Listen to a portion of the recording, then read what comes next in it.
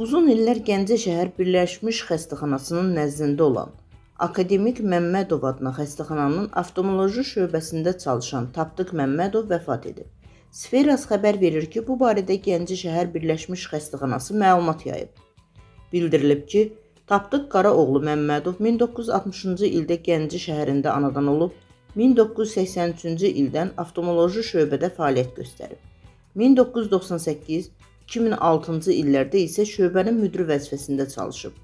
Gəncə səhiyyəsində böyük xidmətləri olan Tapdıq Məmmədov uzun sürən xəstəlikdən sonra dünyasını dəyişib.